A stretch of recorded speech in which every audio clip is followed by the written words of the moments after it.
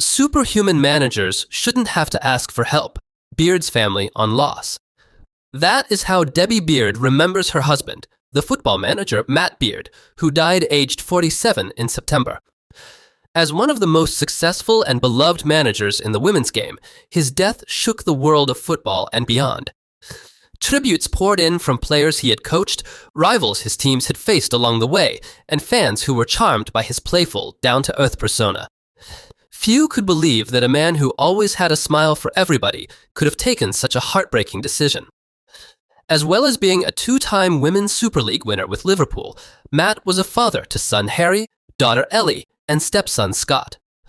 Speaking to BBC Sport at the family home in North Wales, Debbie says she would not wish the impact of Matt's death on her worst enemy and has urged football to introduce regular, mandatory mental health checks for managers so that no more families have to suffer the same pain.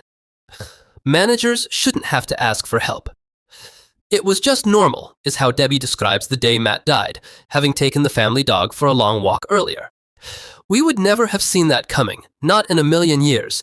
I just wish he had said, "I'm struggling."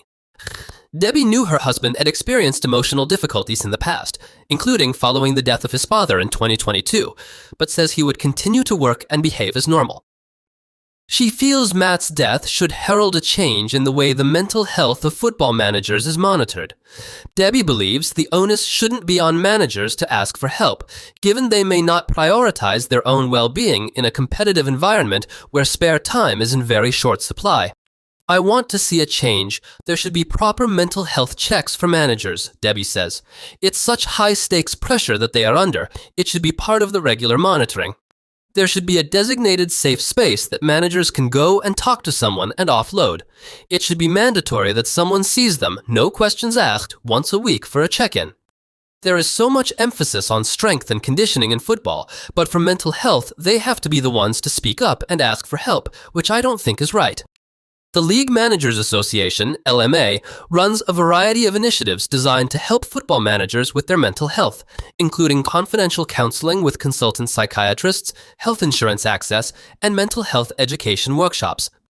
The LMA told BBC Sport there was a need for continued education in spotting the signs and symptoms of those who are struggling.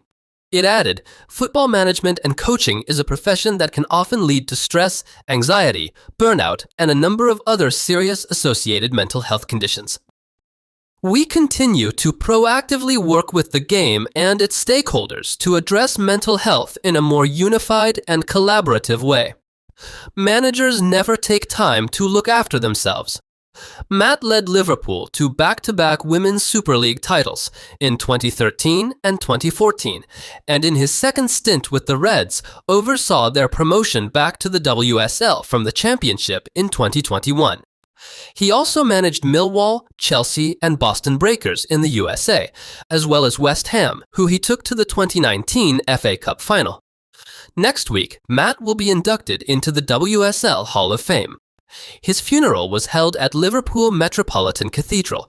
So large was the number of people wanting to pay their respects, and family and friends were joined by leading figures from across football, including USA manager Emma Hayes, ex-England captain Casey Stoney, and Liverpool legend Ian Rush.